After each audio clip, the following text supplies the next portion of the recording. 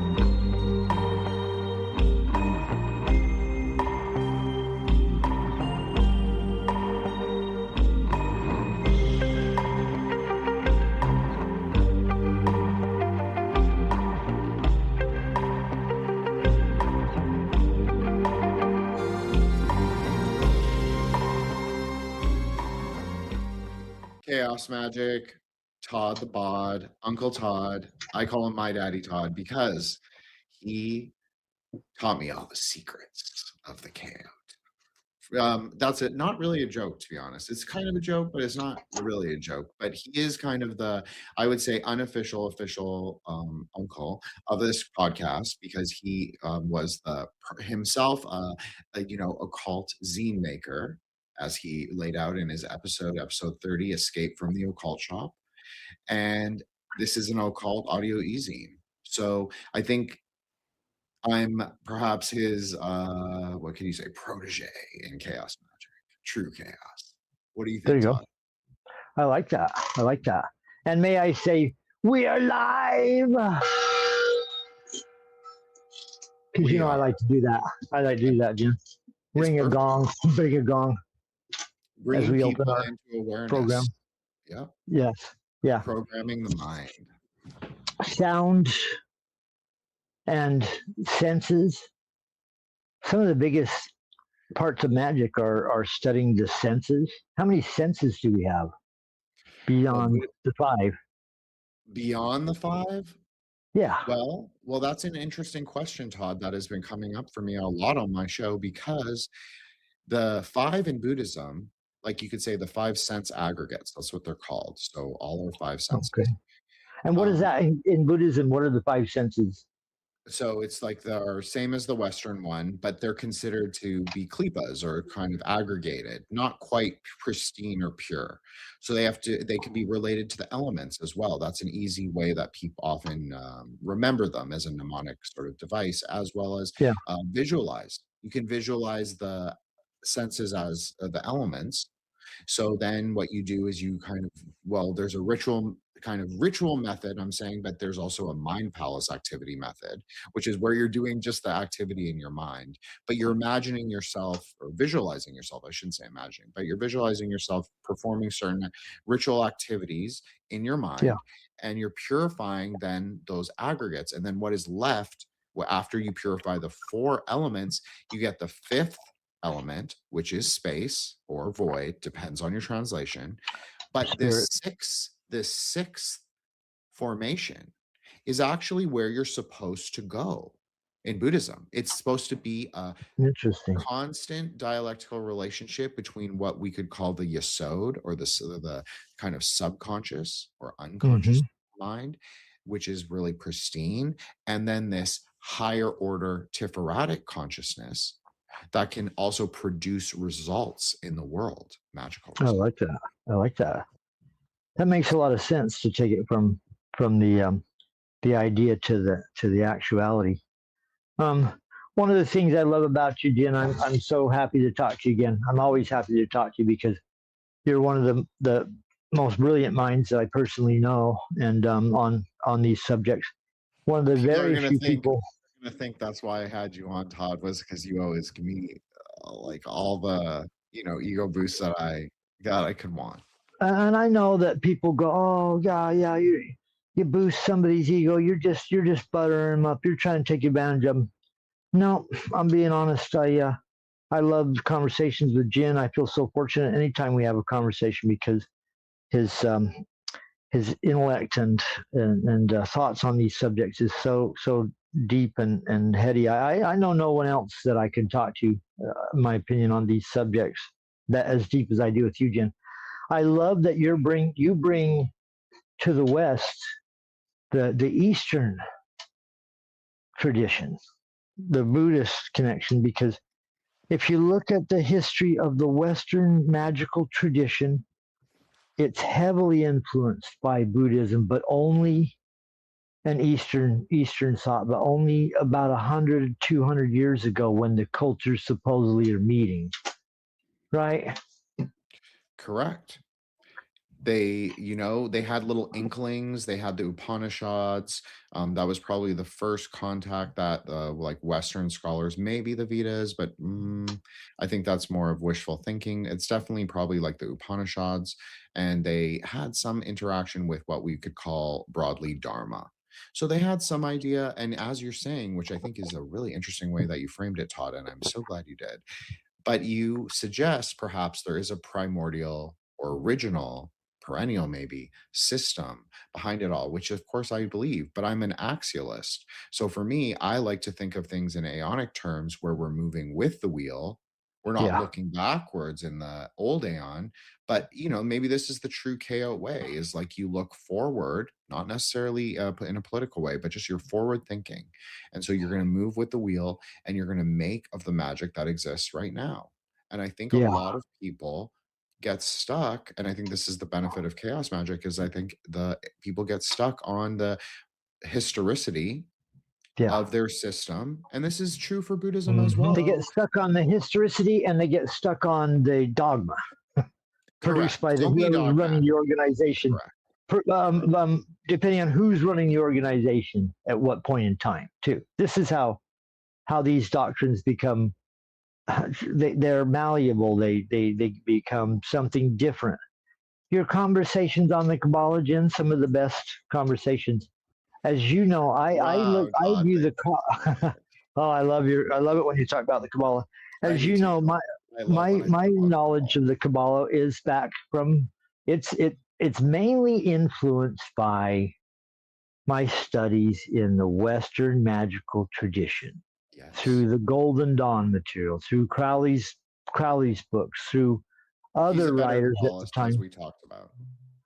He's one of Then the Golden Dawn guys. I have a lot of problems with their system, to be honest. But Crowley was putting in pitfalls in his work. Yes. Traps. All of them do. That's why it's dangerous.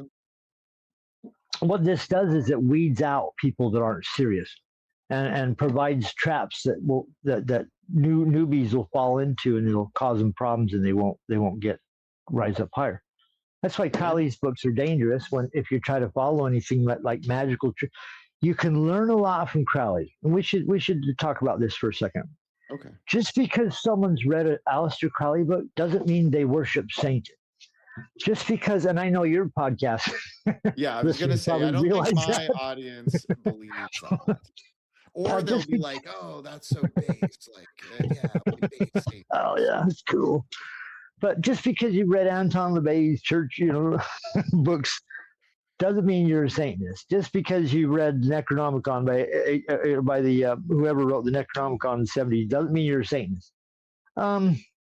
You can be a Satanist. There's Satanist groups, as we know, Jen. Lots of them out there. Go join. Lots of different, there's Setians or Satanists. There's every flavor of every kind of cultist you could possibly want in the world. It exists. Yeah. It exists also in institutional religion. I got into a little bit of an argument with someone. The episode will have aired already. I won't say which episode it was. People have to figure it out for themselves. The true chaos magic. Just reading grimoires doesn't make you a Satanist or a worshiper of the devil. I mean, this is something that it doesn't happen on your show, Jim. But if you go out and discuss these topics, they're not, magic especially is not accepted in every circle, because the dominant religion in the United States is Christianity. And Well, it's we'll get into that. We'll get into that. and I so think it you're right. colors it color no well it colors and influences everything that happens in our society. It doesn't matter where you live in the United States. There's Mormons, Catholics, Christians, Bible thumpers, this guy. Right. So many different interpretations of the Bible, which is fantastic. Right on. But the thing is the United States seems to swing back and forth every 20 years on the pendulum to becoming real conservative and then going back to being liberal and real Yes. conservative back to being liberal. And one of Yes. the reasons it does that is one of the things I want to talk to you about the Kabbalah, because when I realized we were going to do a show, I did a little research and started busting up some old musty books. One of my favorite books on the Kabbalah is by Dion Fortune.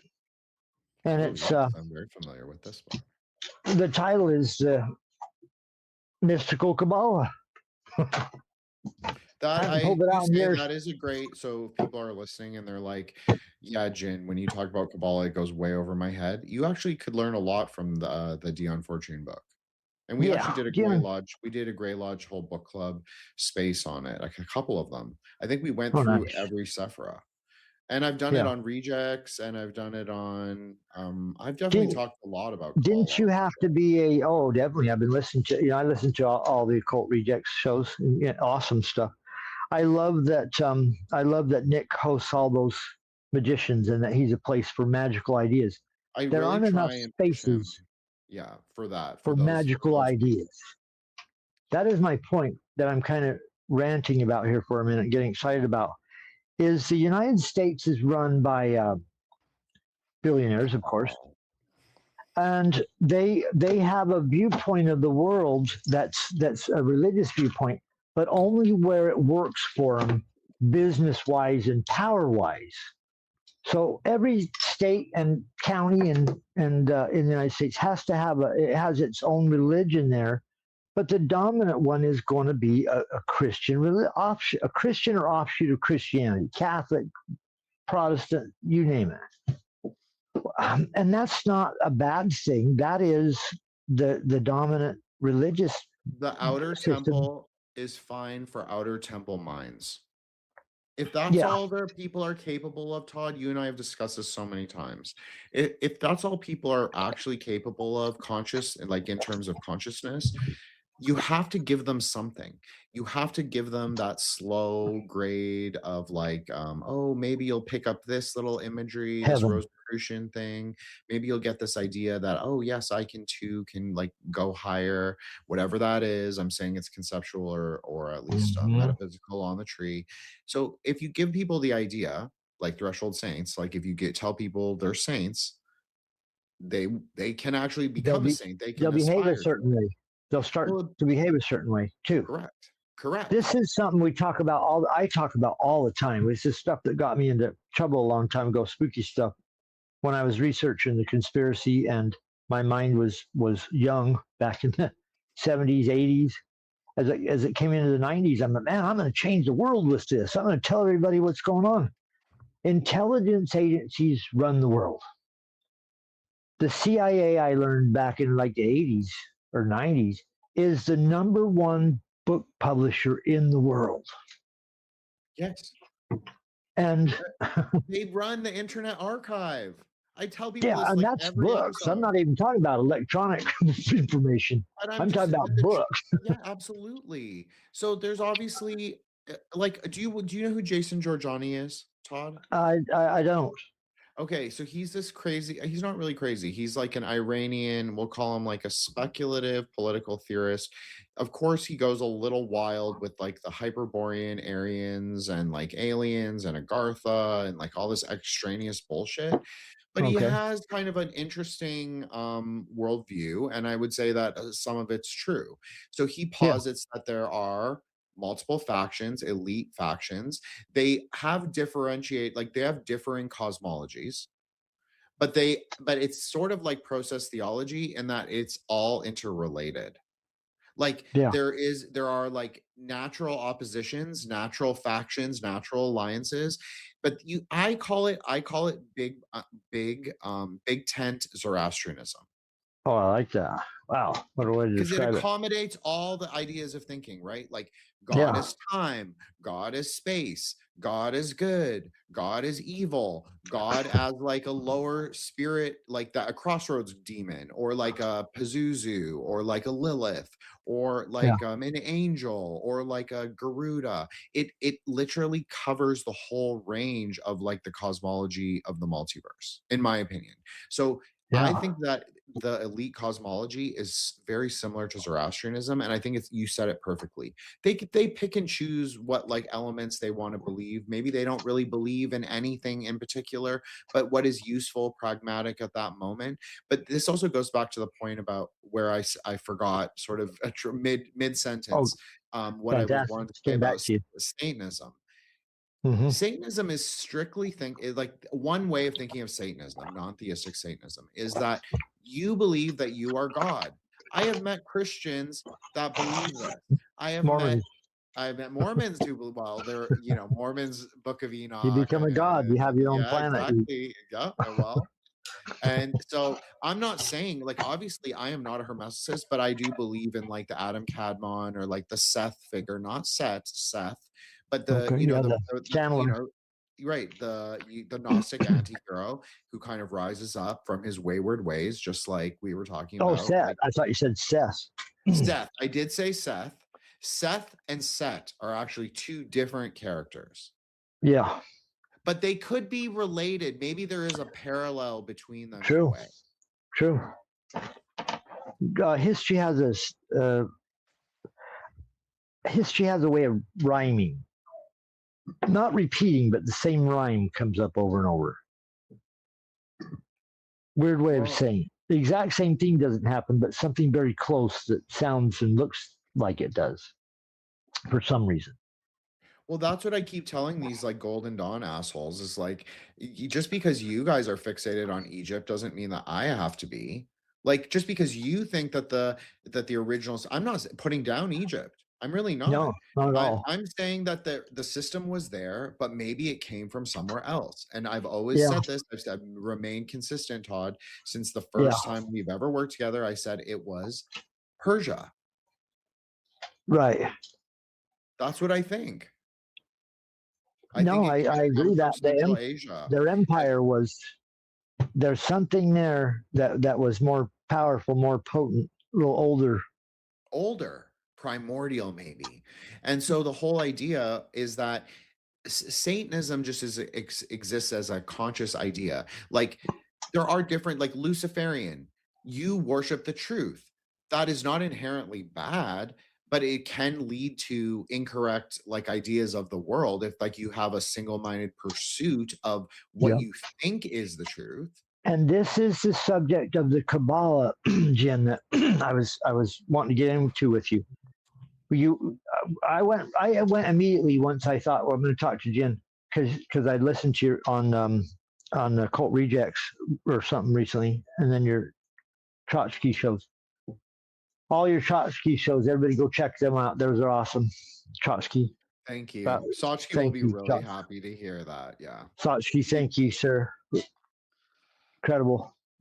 It reminded me of when I first ran into Jin. He was on another show, General Lee, Subconscious Realms, where Jin did 3 episodes breaking down his cosmic.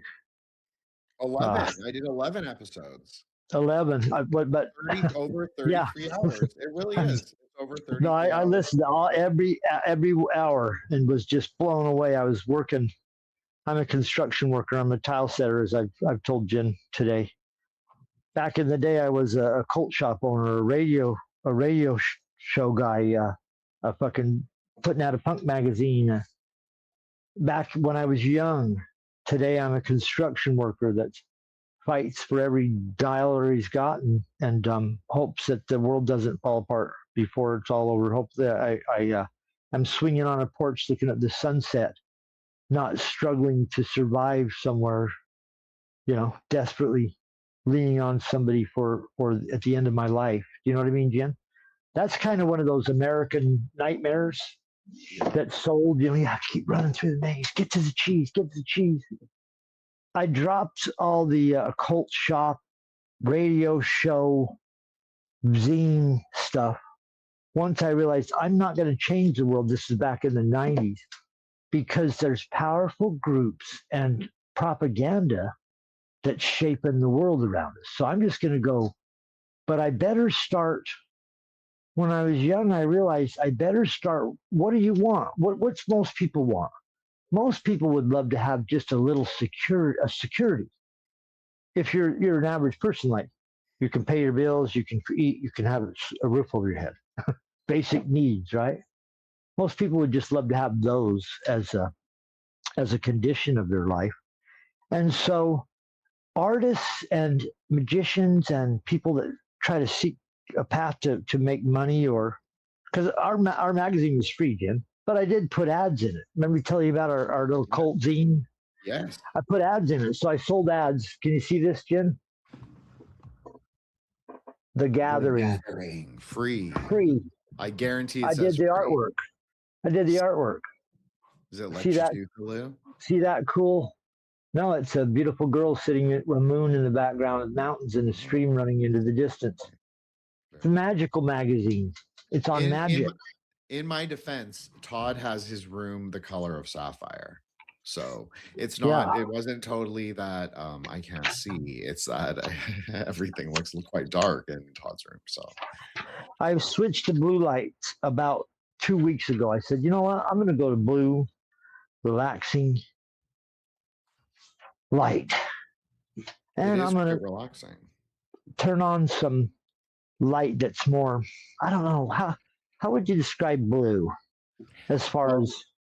Well, you want me to do a little Kabbalah? Yeah, please. Well, the color blue that you have, Todd, is, as I said, a sapphire. And I did say that intentionally because a sapphire is the Jyotish stone, so the gemstone for the planet Saturn in Indian astrology, post-Vedic astrology. It's very important. Crowley also talks about the idea of the star sapphire, and the star sapphire is actually a more tantric understanding of the gemstone of Saturn. So it's a higher vibration, you could say. So this is always sort of, I always was confused, especially when you and I used to work together a lot, Todd. I was always like, why do Western Kabbalists describe it as this? But I remember seeing that sapphire blue. That's how I put it together. So I knew that that was like Binah, Saturn. I knew that there was something there that was dark, dark blue. Yeah. And I was always confused. I should go back to the colors. Right. So you have to go back to the colors. So the gemstone makes sense, but there's also the amethyst can also be a gemstone of Saturn, as well as there's other stones, but those are basically the Jyotish stones. So you have like very dark blue, very dark purple, and like almost blue black. So this is really the idea of Binah, is really blue black. It's not really black. Like people will assign it black, but in Sanskrit, blue is blue black, always. Just like green is blue green. So there are different ways to understand that. And so that makes up for like the paradox of like why some Kabbalists will describe it as having green flashing. Well, there's a path from Netsach through Tiferet that is green, that the light will run green. So that would make sense. You get this green sort of outer density, very exterior, very exterior. It's flashing against this very dark blue, very dense, almost black sapphire. So it's kind of shining green a little. So blue always has a relationship with green. Now, this is kind of a magical paradox. Is like, how do you distinguish blue and green? Well, in Tantra, oftentimes this is a complication, but Tantra resolves it in a really interesting way. They will sometimes have blue black be the color of space, the element of space, Akasha. Yeah. However, sometimes they will have the color blue-green, so turquoise. They will have that as the color of air or associated with Jupiter. Okay. So Saturn and Jupiter have a very interesting relationship because Jupiter is really the color of nothing. It's clear. It's clear. Like the ocean is totally clear. The sky is actually clear, but we perceive those things as being blue, a turquoise blue. So Yeah. if you want to call Saturn lapis lazuli, which is a very dense stone of a very dark quality, it's very dark blue. And then you want to call, which is a very common Kabbalistic kind of pairing for Binah, as well as Tantric. Lapis lazuli, and then the opposing stone is turquoise. Turquoise is blue-green. I was going to say turquoise. Clear. I was going to say turquoise. And it's interesting because turquoise was the most valuable rock, a gem for the American Indians. Most of Indian tribes just and valued lapis that as well higher. for painting. And lapis Europe. also, definitely. So you have this inherent relationship between very dark blue and very light blue. So you could almost say that those two things are the same thing. One is the day sky, one is the night sky. What really is the difference? There is no difference. It's based on our perception. It's based in the outer luminary. Yeah. That's not the inner light, right? So we have to say that in a non-dual way that both of those things, the day sky and the night sky, are actually the same. So what blue is that kind of diamond thunder, as I call it, layer. It is that kind of rigpa. It is the primordial lightning mind. Strike. The lightning strike. Exactly. That is also moment. The color that you use when you're visualizing the LBRP, electric fire blue. Yep. You could say it's the color of the noose, the mind. It's like the yeah, exactly. The light. That's exactly what it fucking is. It is the lightning strike. It is the lightning strike. So blue is very important for magic. But because blue is also of the mind, that's where people misunderstand blue and they'll say, oh, it's black, or oh, it's it's not black, because blue does have an inner luminosity. Negative light. Correct.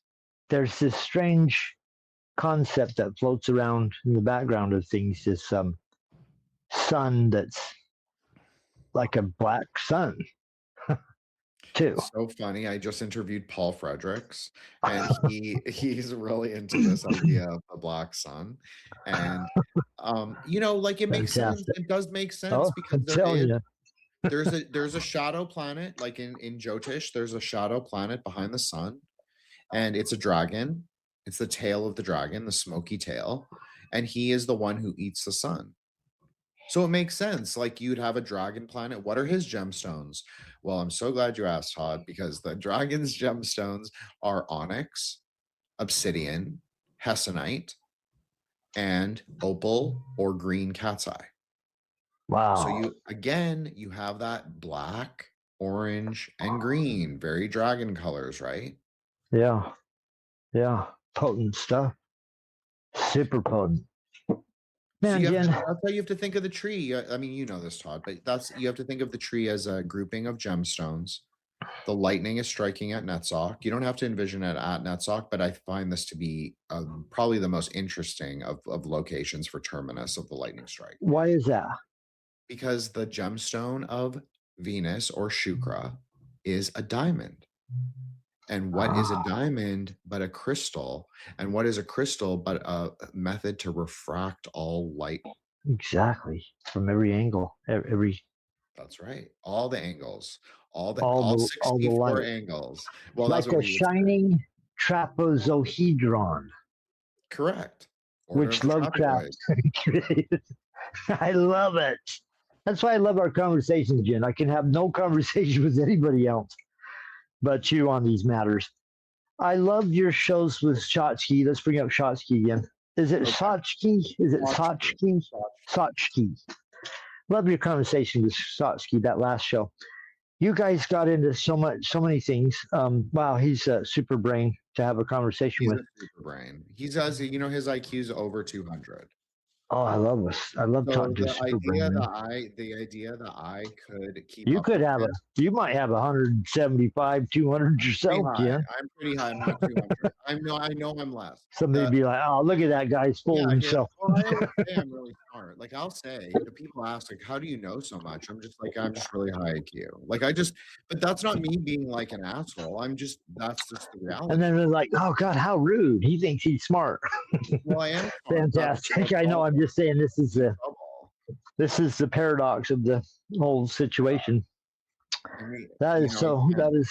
That is so fun and funny, Jen.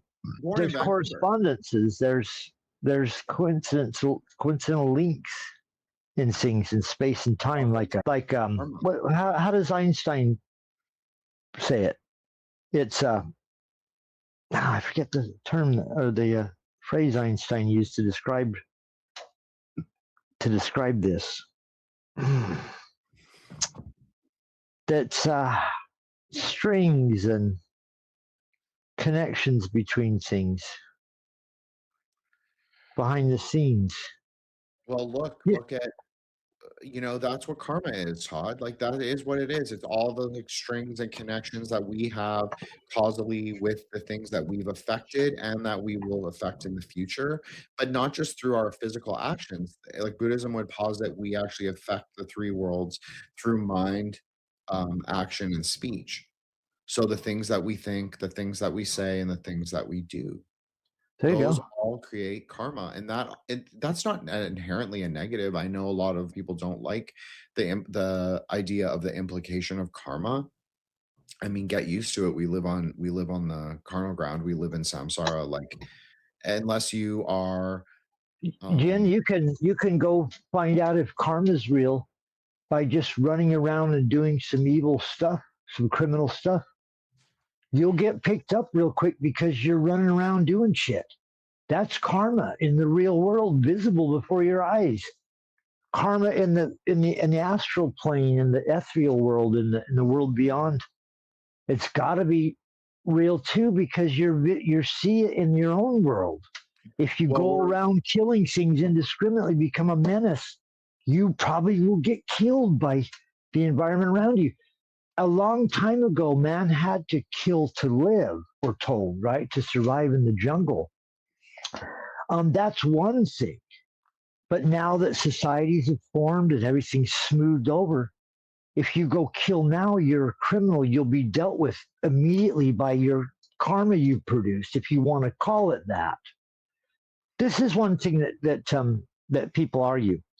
Oh, if it wasn't for the Bible, people wouldn't have ethics or morals. If it wasn't for the 10 Commandments, how would people know what's right and wrong? How would they know? They're going to burn their hand on a stove. They're going to steal from somebody that chops their hand off. That's how they'll know. So this argument that you have to read the Bible to have morals is what kills me. I always come back around to this, Jen. I'm sorry to interject in our fantastic discussion on magic, but our society is being controlled by people of this mindset. We're being psyoped by the same people that ran the Inquisition in the 1500s. Well, they're definitely part of it, and that's why I brought up Jason Giorgiani, because he believes in this thing called the Collins elite, who is their representative is Peter Thiel. And so Peter Thiel is actually the kind of like spokesperson for the Collins elite, who are a faction of evangelicals and Catholics together, billionaires or like whatever, plus intel agencies. And they basically are out there saying like AI is demonic. So that's one of the talking points. He's given speeches that Antichrist is coming and AI is demonic, but he's working to bring it in. He's working on it. That's right, because it's a paradox. It's perfect. He's a paradox. Totally. Exactly. Peter Thiel is a paradox because of his lifestyle. Like the way you live your life is your greatest great work or your great work. Well, Peter Thiel is a paradox. That's why it works. That's why it works in a Kabbalistic way. He's the Uranian who can usher in the new Aeon, which is Aquarian. Yeah. So that makes sense for me. But also, like, it also makes sense that he's being paid by the, this like elite faction, or he's being backed by them or whatever. And but they also say that about aliens, like, oh, disclosure means that there are demons. Like, I think both of those people are like, both of the factions are bullshit. Like, I don't believe in aliens and I don't believe in like AI demons. It's up to us Like, it's totally up to us. Like, I believe in like containing the narrative frame of like where you think things. I'm a very speculative person, as you know, Todd. Yeah, Kabbalah is exactly. so Love much that. of a speculative exercise. I'm Hmm. very comfortable sitting there. Tantra is very much a speculative exercise. I am very comfortable sitting in there. I am Yeah. not comfortable like clearly defining out a reality that is like I can't see, I can't touch it, I cannot Just experience got it. to take the word for it, That's right. and no It's like sense in completely meaningless. It's like it doesn't mean anything. It's not even no testable sense by in wisdom science. researching any further into it either, Jen. Just know that if you keep buying this garbage, you'll be okay at the end. You know, it's like Well, unless there's a you lot want of to learn more podcasts on about how to YouTube. worship the garbage. I'm like, I ain't buying it. You know what? You know what else I ain't buying, Jen? I ain't buying the messianic end of the world shit, and I never did. No, we shouldn't. The world, okay, this Kabbalistic idea, number one, the foundations are always stable. Yeah, The they don't foundations are change. stable. That's right. The water So get might your ripple. mind The water stable. might ripple because the wind blew by, That's right. but the ocean still sits That's there. right. So get your mind right. So get your mind right, and then you can, you can travel the hyperspace kingdom, pretty much. Yeah, maybe even get a view behind the scenes, talk to somebody behind the curtain. Not I the mean, Illuminati necessarily, but who knows? maybe a Dakini, maybe a Skywife. There you go. Because you have a more accurate description, I think, Jen, of what's going on, because we can't quite, in the West, it hasn't been mapped out yet. And that's why the Eastern stuff is so important. The language in the West hasn't quite been developed to understand what this, like a Chikini is. Do you know what I'm saying? It's being Most Buddhists don't brought know here. what a Dakini is. Let's be honest. Someone called me a rare unicorn, and I guess that's exactly what it is. It's kind of like a seraphim. You could say that, but they take the feminine form because they're wisdom. They're wisdom, empty, but not. That doesn't mean nothing. Emptiness is also like you can liken it to a womb. A womb has Tzimtzum. It can expand and contract, right? Because that's the nature of a womb. But it also has a space that is contained within it. That is, you could say, quote unquote, empty. Empty in Buddhism means luminousness and masslessness, like a star. Like how you've heard New Agers say, "Oh, we're all made of stars." Maybe we are. Maybe it's a Gnostic idea where the light is trapped in matter. But instead of like rejecting the corpus, rejecting the body, we say, oh, actually, we can cultivate light within ourselves. So that's really what Tantra is for. But that's sort of a tangent. I love that. But, the whole idea of a Dakini is that they but are. the idea on that too, Jen, one other simple way to say it is that everything's inside you, like the universe is inside of you. Well, obviously, I think that, Todd. Yep. I mean, that's at least the inner layer. Like if you want to say, like if you want to use real tantric idea and like inner outer secret, that's fine. But you must say at least at the inner layer, the universe is inside of you. You must say that at least in your mind. So like, I mean, it just is sort of the truth, at least at one layer of reality. So you must, you must acknowledge that by your mind, you control a lot of the forces, at least the perceptual forces that you interact with. So when people discuss this stuff, it's difficult because what they have to do is they have to use words or pictures or symbols to describe what's known as the ineffable. Correct. And it's difficult, especially to sit down with someone that has never thought of the concepts, has no language developed to talk to you on these matters, and try to express this thing that can't be expressed. And so they have to use ways to get the same way scientists figure out what the atmosphere on other planets is the same way magicians try to describe the ineffable. They can look at them from outer space and they can see heat signatures and they can see what might be being produced on the surface of the planet depending on its conditions. And that's how they gauge whether it's a solid planet, a gas planet. Do you know what I'm talking about, Jen? Yes. Well, this is very interesting you brought this up, Todd, because I've gotten in many an argument with people about the nature of the planets. I have always posited since 3.5 years ago when I met Uncle Todd, the very first time I said this. I believe the planets are Qlippoths. Qlippoths are not inherently bad. They just represent the matter at the outer density. There are at least 5 densities. If you want to say there are 7, that's fine. If you want to say there are 9, that's fine too. That Buddhism can account for all, Tantra at least can account for all of those cosmologies perfectly fine. Believe what you want, right? How many angels sit on the head of a pin? You know what I'm saying? You could go That's into the it that deep.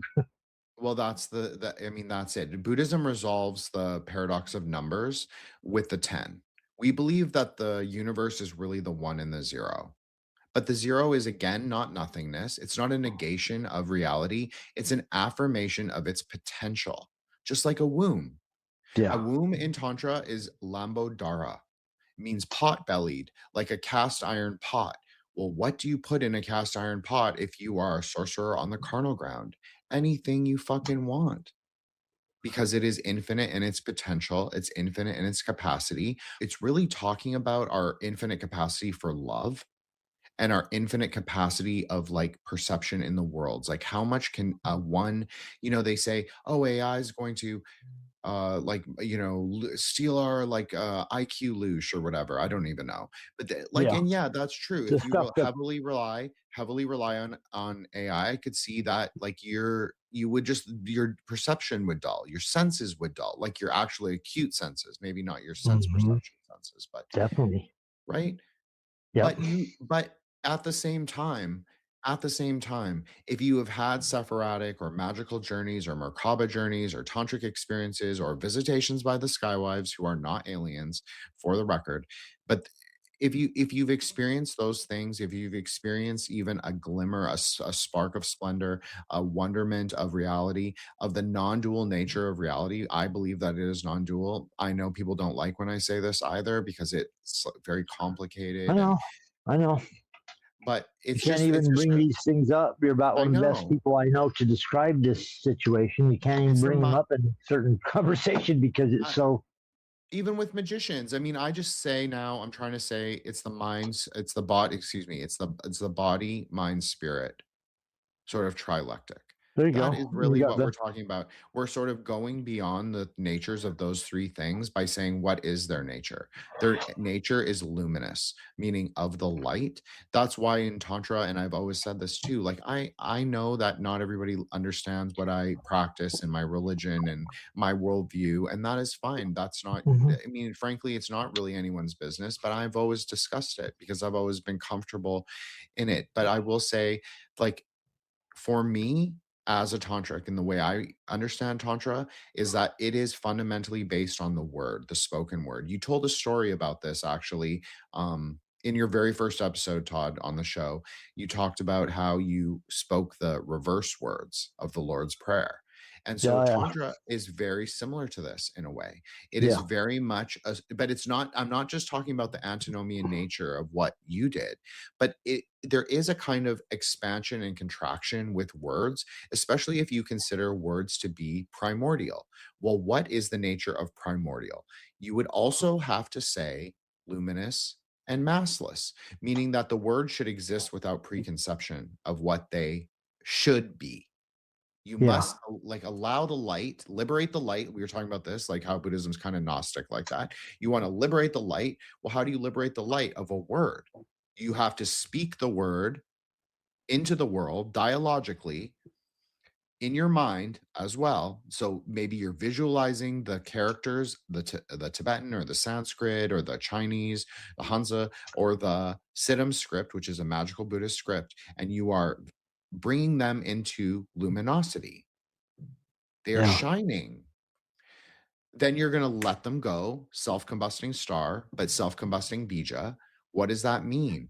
That means that you are not going to hold on to the things that you projected onto the words.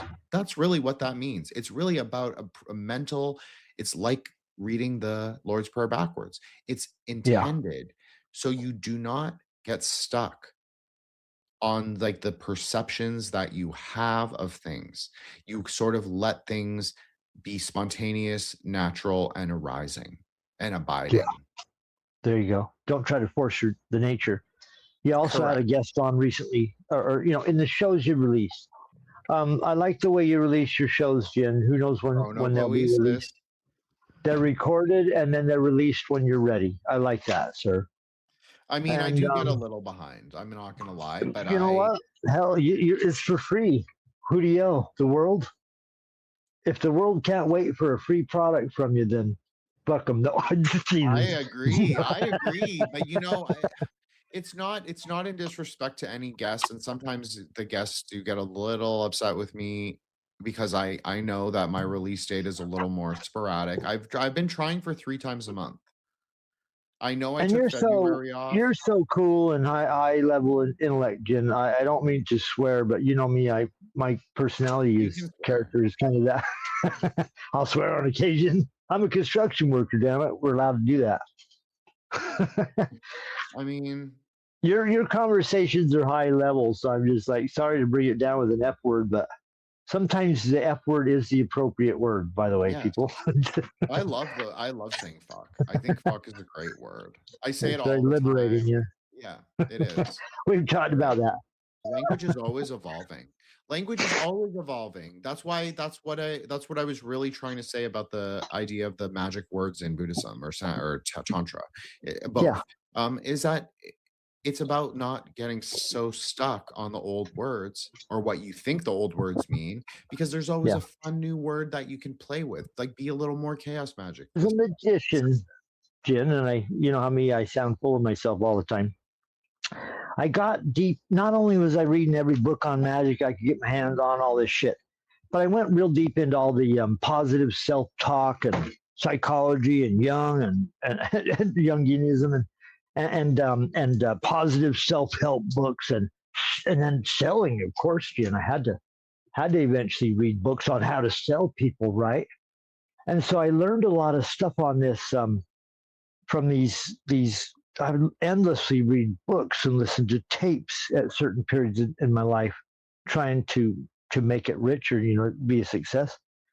And one of the things that came up in those was you have to submit. There's sayings in construction, like, there's sayings that remind you of construction. Water finds its source. You've heard that, right, Jim? Of course. It runs downhill. It's finding the lowest place it can go. That's why construction workers use levels. That's how you can figure out what's level, what's plumb. Go a step further. Plumb is important, not just level. Plumb, you drop a string line in a heavy object, like a pendulum, and that's where you find true center. And that's why I wanted to talk about with you tonight, the Kabbalah. I busted back out that Dion Fortune book, The Mystical Kabbalah, I hadn't read in years. And her description, I thought, I'm not going to read the whole book, but I am going to get into one of the parts that you've been talking about recently. And it's one of the first things that got me interested in the Kabbalah. A long time ago in the 90s, I've told you my wife, she was very well read, very powerful, like in her mind. She knew all the Golden Dawn stuff, all the Crowley stuff, all the witchcraft stuff, and was even beyond that. Wasn't like going out in the backyard practicing witchcraft necessarily, but she could if she wanted to. Anyways, I told her about Lovecraft and the spooky creatures and characters that inhabit the Cthulhu Lovecraftian mythos. And you know what she told me? She said, that sounds like the Qlippoths. I'm like, what's Qlippoths? Because I was new when I met her to the Kabbalah. She's like, that's the reverse image of the Kabbalah. The underside of it, the spooky stuff. I'm like, oh, that's interesting. Wow, I didn't realize that, because I kind of heard of the Kabbalah before. And the Tarot wraps the 22 paths of the Tarot cards wrap around the Kabbalah, but I hadn't heard of the Qlippoths and it being connected to. She just thought my descriptions of the monsters from Lovecraft sounded like the Qlippoths. So what's the Qlippoths? So I went in there and started looking at the Qlippoths, and the Qlippoth a lot of people think it's the upside down of the Kabbalah. Like there's a Kabbalah, a tree of life on top, and the Qlippoths is a tree of life underneath it. In Dion Fortune's books on the Kabbalah, she says it's not like that. It's actually, each sphere is like a coin. It has two sides. And the two pillars are the 2 points between the Sephiroth. And what's actually occurring in the tree of life is not a up-down. It's a center that works like a pendulum. Are you with me, Jim?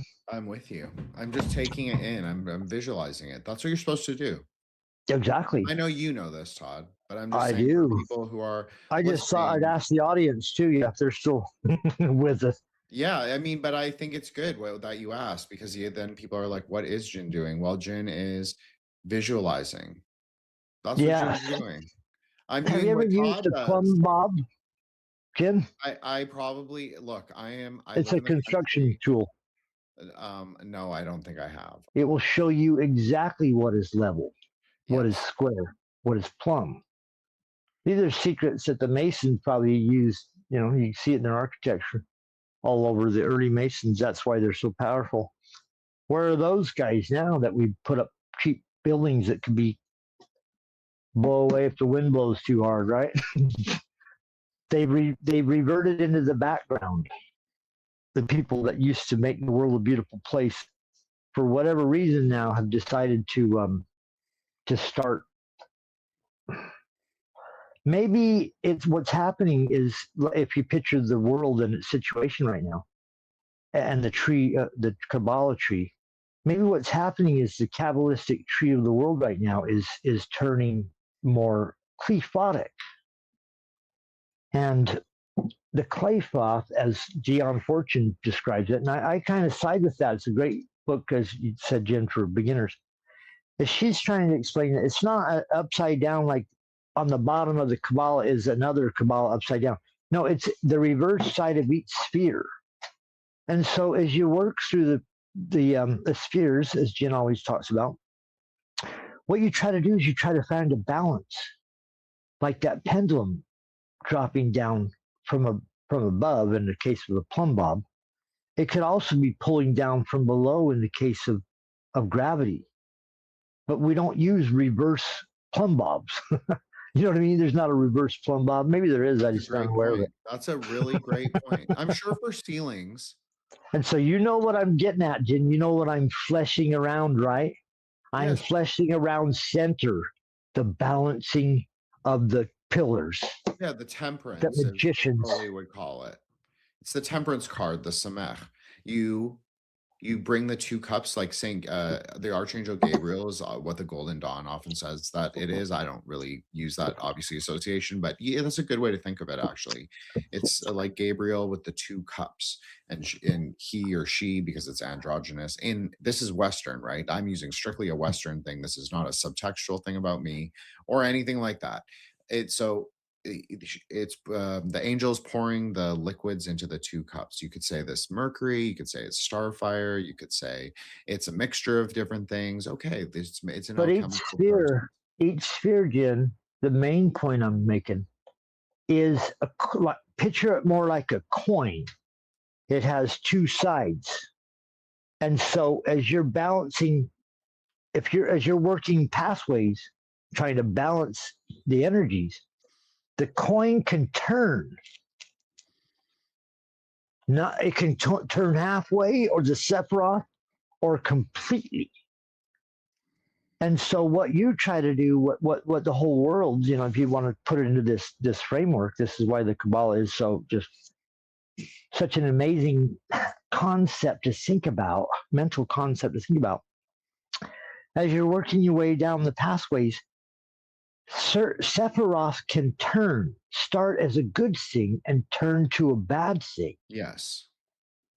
And There's so many ways you could describe this situation, like too much water kill you. So Yes. you need it to live, but you can drown with Well, this. that's a Kabbalistic paradigm, or paradigm, excuse me, not a paradigm, a paradox, right?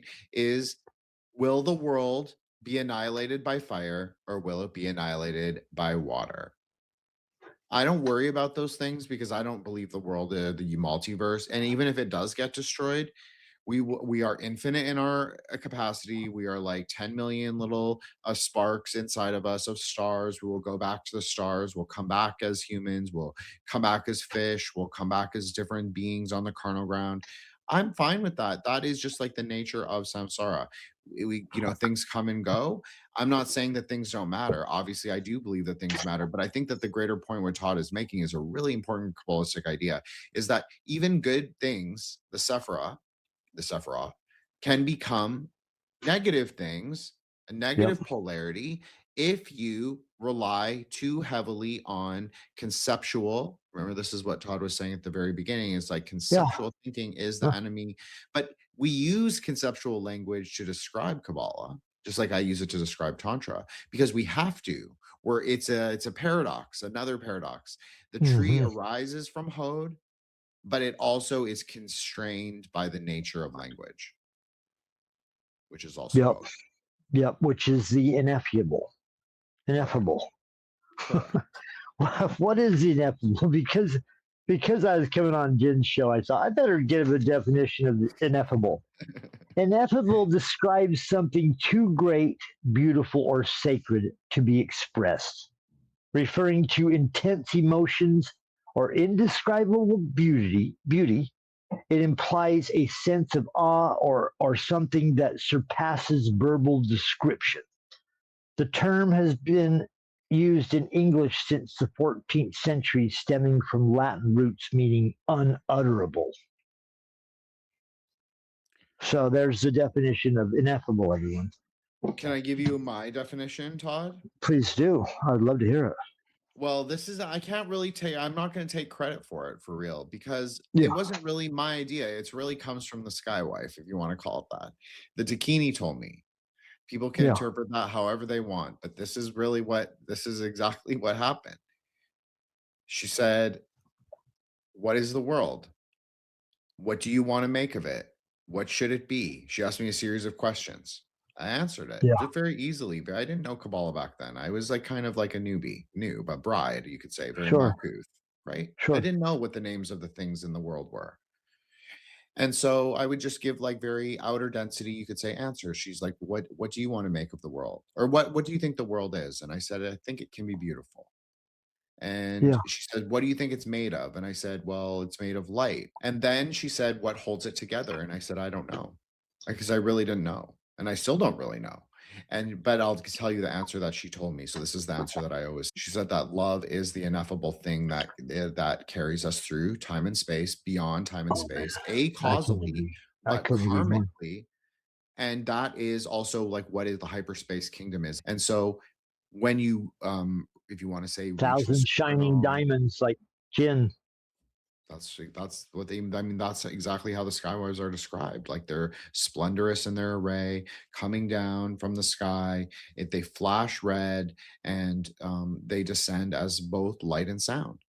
The sounds of a mantra. So, Jin, when I hear you talk on these subjects, that's just what you described as how your voice comes through and your spirit comes through on these programs. By the way. Oh, thanks, Todd. You truly are a threshold saint. I mean. What a great thing for your show. I'm definitely. Am I a threshold saint? Yes. You're definitely a threshold saint. Because you were like me. You were like a baddie, as what the kids call it, in your 20s and 30s, and like so was I. I mean, I'm still in my 30s, but I'm still. But number one, my most hermetic element is that I'm biracial. That is really the truth. So I can embody hermetic principles in maybe a different way than other people. I don't have to be androgynous. I'm able to reconcile those polarities together in a different way.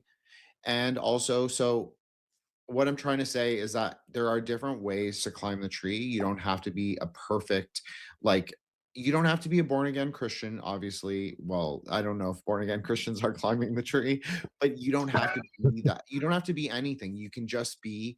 You can just be, and you can figure out like where do you want to go on the tree, like high agency, right? Like that's the whole point of Kabbalah. That's the whole point of Tantra, really. I think is that it's to be high agency. That doesn't mean that you get to do what quote unquote ever you want. I believe personally in karma. Other people can believe in what they will or what they want. I believe in bodhicitta, which is the infinite capacity for loving kindness. I'm not talking about the stupid normie Buddhist way of understanding that, although I don't think that that's totally flawed. And I think that there's some use in telling like the normies those things. There was a time when that wasn't a banned word. Now it's been, we're being psyoped on such a massive level right now, Jen. Well, this is why I brought that up, so people can make up their own minds. Like, what do they want to believe? That's what I mean. It's like there are different meanings that we have to like clear our perceptions of that. Like, that's the one flaw of English. Just like each person has many selves.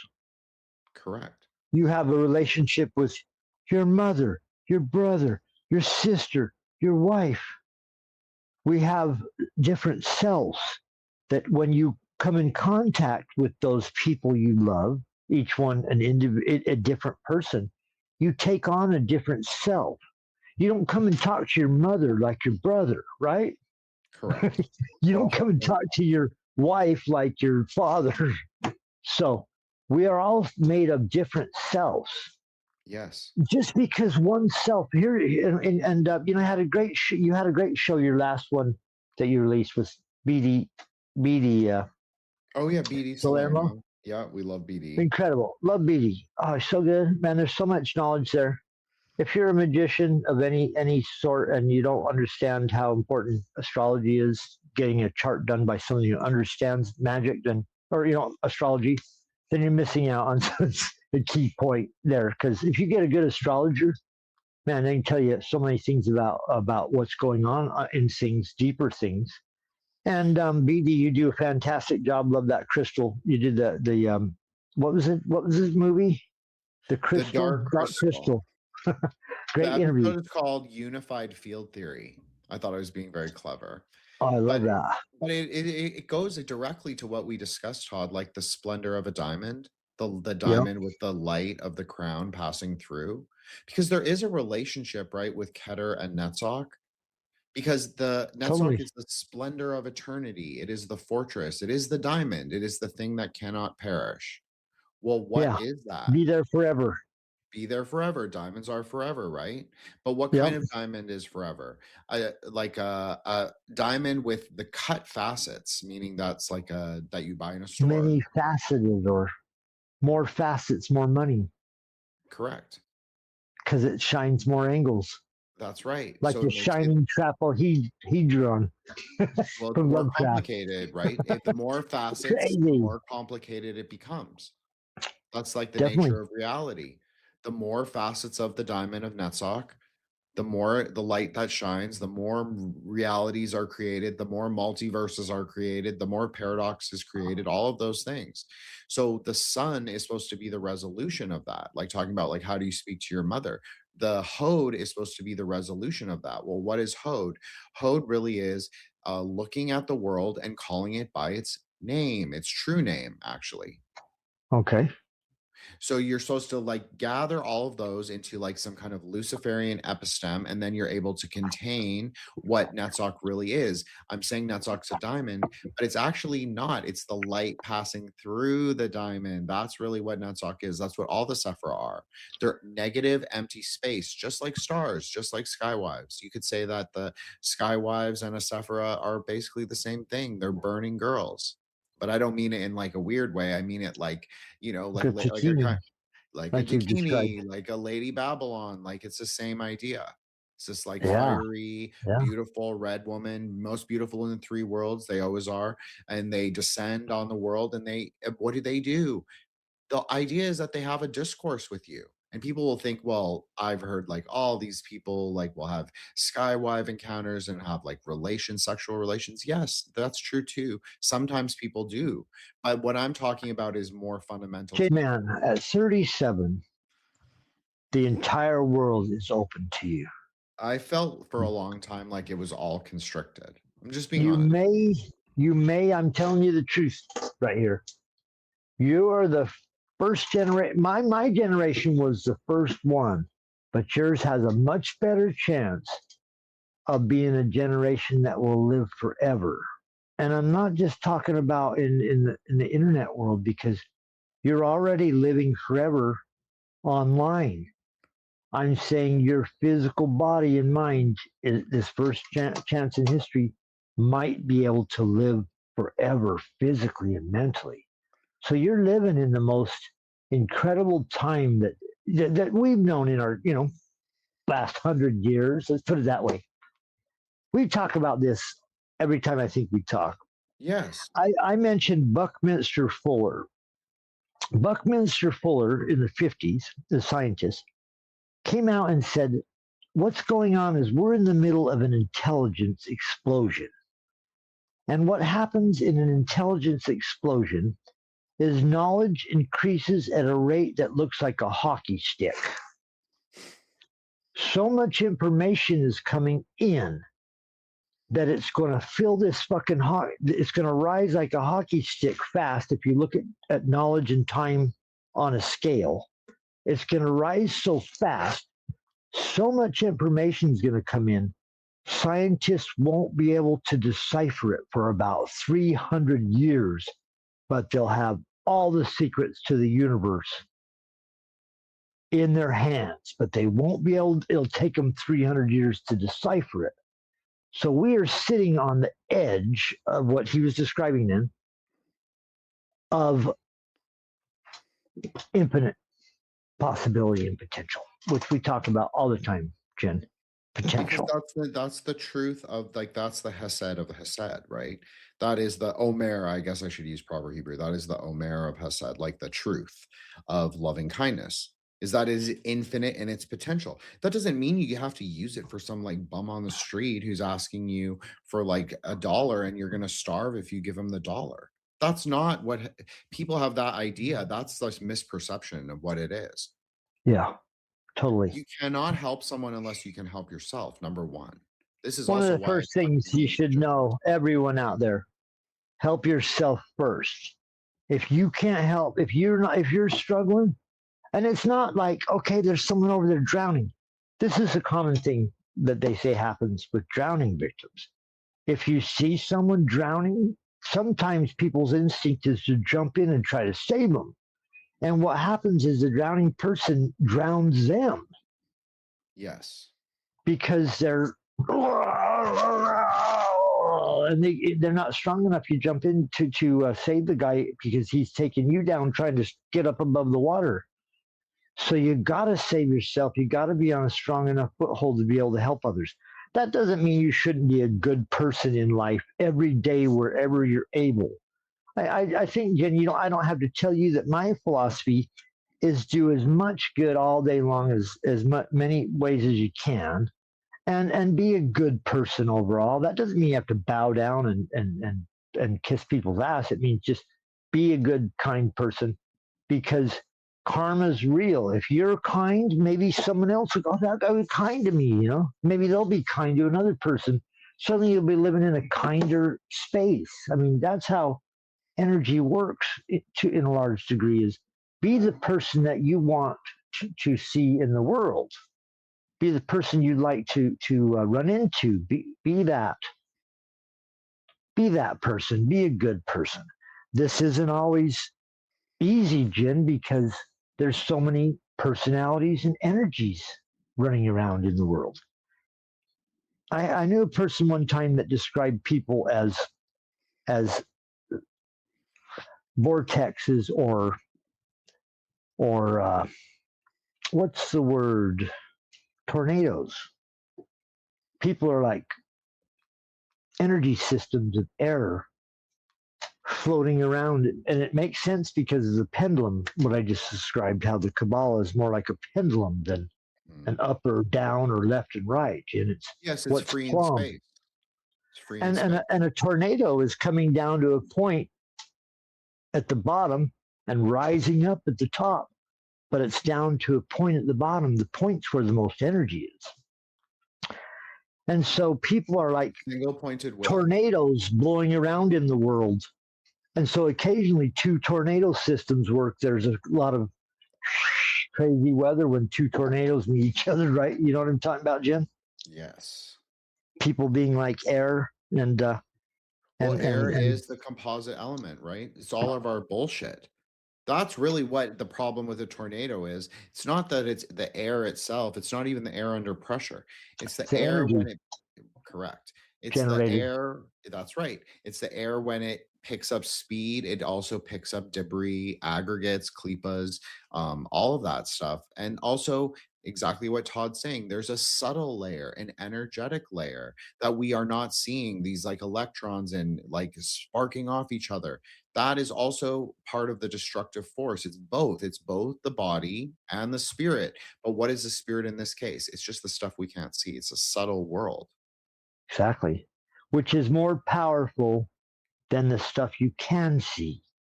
That's the weirdest part of the paradox. You think what you're seeing is more powerful, but what you're not seeing is actually the 90% energy source behind it. Correct. How do you tap into that? That's the big question. That's Yeah. magic, right? Like that's the Yeah. question of all magicians. How do you get there? Number one, how do you get And not something fall from into there? not Exactly. how do you get there? If you didn't have an adventure, Jim, life would be boring. If you didn't have some struggle, you don't develop muscles.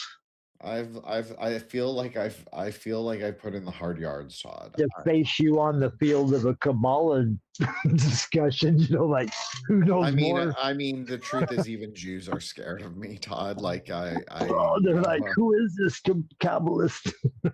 Yeah, I mean, I'm good because I don't, Oh, I but know. I don't use, I know you know, but thank you. But I don't use it for magic. It's literally just because I have had the experiences of the tree. So then when I'm down here, which is most of the time, I just sit and think of my tantric experiences. And then I'm like, how can I translate them to these like broader, post-Lurianic, post kind of theistic, Kabbalistic ideas? That's the most difficult part. Verbalize what you've learned. Bring it to an audience. Try to explain this to people who've never heard these things. And that's why you're so good, Jen. That's why your skills, your verbal skills are just incredible. I try to bring this story, as we talk about all the time, me and you, to in a simpler sense. I try because I am more simple. I'm not college educated, didn't go to college, but I read a lot of books, and I try to bring these things around in a common way and use like common concepts lower down the rungs to try to bring people into these ideas, because there isn't enough magicians and super minds like yourself. But truth is, Jim, there aren't enough voices talking about these things, and there isn't enough spaces trying to explain these concepts. They don't And want, they don't want it. They don't want it. I have tried. I tried, Todd. I want people to come on this show. I invite cool people. A lot of them say yes. I get a lot of no's. That's okay. That's part of podcasting. yeah, I try totally. and put myself out there. I try and go on bigger shows. And they have people that are like pseudo anon like me. It's not just that. That's not the only question. The thing is like a lot of the time I do not fit a conventional narrative. So it made sense for me to do like the Kabbalah for Aeon of the Daughter. It made perfect sense. I'm not a conventional person. I don't have conventional Kabbalistic experience, like knowledge. I had to sort of learn it when I came back from my experiences. And I also don't practice a typical Western religion. And and in a way, I can and embody the bridging between the East and the West. Yeah, perfectly. So people, it makes people uncomfortable, is what I'm saying. Like the whole package, and the high IQ and the high verbal. All I talk about is speculative Kabbalah, Tantra, And you know what? the That's the chaos most magic. dangerous. That's the most dangerous stuff in actuality, because you do it so well. I'm just going to put it out there. I That's got what I I don't get understand. I get crazy, and I got a stick I do, and you've seen it. I drink some beers and act crazy, and I sing a bunch of songs and I talk about all this shit. And therefore, they leave me alone to a degree. But sometimes maybe I push the fucking envelope too hard with these son of bitches, and because that's the only thing I can think of why I'd get attacked so hard, as I said something or pushed them too hard or whatever on some issue. Who knows? We don't know what it is that they're trying to stop. Because you just said it, love is the answer.